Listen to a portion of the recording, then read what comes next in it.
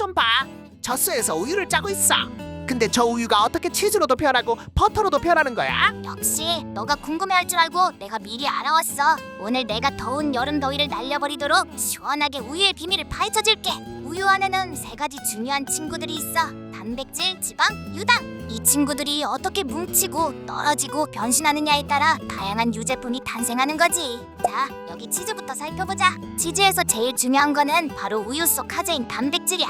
얘가 원래는 작은 공처럼 흩어져 있는데 두 명의 주역이 나타나면 상황이 바뀌지. 두 명의 주역? 누구? 첫 번째는 유산균. 얘가 우유 속 유당을 먹고 젖산을 만들어. 이 과정에서 우유는 살짝 시큼해지고 pH가 낮아지면서 카제인 단백질이 뭉칠 준비가 된 상태가 돼. 이때 두 번째 주역인 렌넷이라는 효소가 등장해.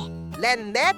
사이트 이름 같다. 렌넷은 단백질을 자르는 가위 같다고 보면 돼. 렌넷이 딱 자르면 카제인이 서로 엉켜붙으면서 젤리처럼 굳는 거야. 이걸 커드라고 해. 그러면 커드가 치즈인 거야? 응, 맞아. 굳어진 커드를 이제 칼로 잘게 잘라. 치즈를 만들려면 그대로 굳혀야 하는 거 아니야? 왜 잘라? 커드를 잘라서 유청을 빼내야 돼. 많이 잘라서 커드 안에 있는 유청을 많이 빼내면 단단한 치즈가 되는 거야. 아하. 그러면 유청을 빼는 양에 따라서 치즈의 단단함이 결정되는 거구나. 정확해.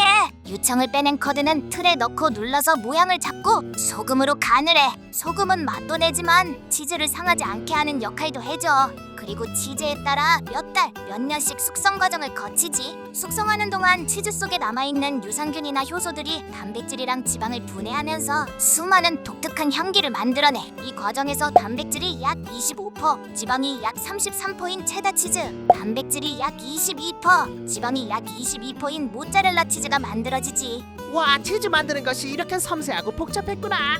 근데 나는 우유만 마셔도 배가 아프던데 치즈도 우유로 만들었으니까 먹으면 배가 아프지 않을까?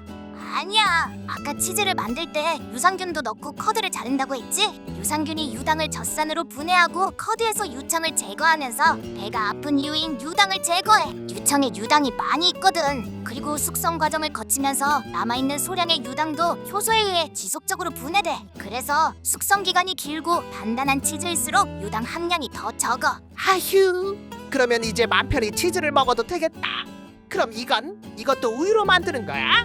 당연하지. 버터의 주인공은 우유 속 유지방이야. 우유를 가만히 두면 지방이 위로 뜨잖아. 그게 바로 크림이야. 버터는 이 크림을 가지고 만드는 거지. 크림은 보통 유지방 함량이 30에서 40% 이상 되는 걸 말해. 버터는 이렇게 원심 분리하는 방법으로 우유에서 크림을 먼저 분리해내. 그리고 이 크림을 특정 온도로 숙성시켜 지방을 더 잘 뭉치게 준비시키지. 크림이 어떻게 버터가 되는 거야? 크림 속 지방들은 얇은 막에 둘러싸여 물속에 동동 떠다녀. 근데 이걸 아주 격렬하게 휘저으면 그 막들이 깨지면서 지방들이 서로 뭉치기 시작하는 거야. 마치 지방 친구들이 서로 꽉 껴안는 것처럼 말이야.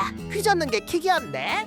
그럼 그 버터 옆에 뽀얀 물은 뭐야? 그게 바로 버터밀크야. 들어본 적 있지? 버터밀크는 크림을 휘저어 버터를 만드는 과정에서 분리되어 나오는 액체야. 버터는 이 과정에서 유지방이 80에서 82% 정도로 농축되어 뭉쳐지고 남은 버터밀크는 찬물로 깨끗하게 씻어내지. 마지막으로 잘 반죽해서 부드럽고 균일한 질감을 만드는 거야. 이때 소금을 넣으면 가염 버터가 되는 거지. 버터는 완전 지방 덩어리네. 근데 나는 버터보다는 마가린을 더 많이 먹은 것 같은데 마가린도 버터야? 좋은 질문이야. 마가린은 버터랑은 완전히 달라. 버터는 방금 본 것처럼 우유 속 유지방으로 만드는 거지만 마가린은 식물성 기름을 주 원료로 해서 만들어. 마가린은 식물성 기름을 굳히고 여기에 버터처럼 보이도록 색깔이나 향을 넣고 유화시키는 과정을 거치지. 그래서 맛이나 질감이 버터랑 비슷하게 느껴질 수 있어. 그치만 재료의 근본이 다르기 때문에 영양 성분이나 풍미에서도 차이가 커. 헐, 나는 이제까지 마가린도 버터의 종류인 줄 알고 먹었는데 그럼 이 크림은 버터랑은 뭐가 달라?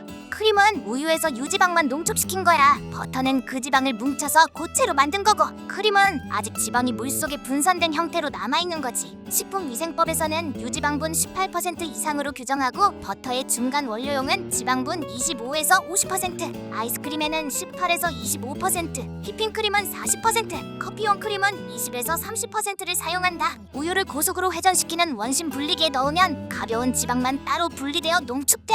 그래서 크림은 유지방 함량이 높을수록 더 진하고 고소한 맛이 나. 휘핑크림용 크림은 유지방이 35% 이상인 경우가 많아. 분리된 크림은 살균 처리하고 필요에 따라 균질화 과정을 거쳐 안정성을 높여. 휘핑크림처럼 만들려면 공기를 넣고 휘저어서 지방이 공기를 포집하게 하는 거지. 이렇게 우유에서 뽑아낸 크림은 동물성 크림이라고 해. 진짜 우유 지방으로 만든 거라. 풍미가 진하고 부드럽지. 그런데 요즘엔 식물성 크림도 많이 보이지. 식물성 크림은 뭐야? 그거는 식물로 만들어? 정확해. 식물성 크림은 파뮤 같은 식물성 기름에 여러 첨가물을 넣어 유화시켜 만든 거야. 당연하게도 우유 성분은 없지. 동물성 크림보다 모양이 잘 유지돼서 케이크 장식용으로 많이 사용되고 가격도 저렴하지만 아무래도 지방 특유의 고소한 풍미는 덜해. 그래도 나 여커트는 잘 알아. 유산균으로 만드는 거잖아.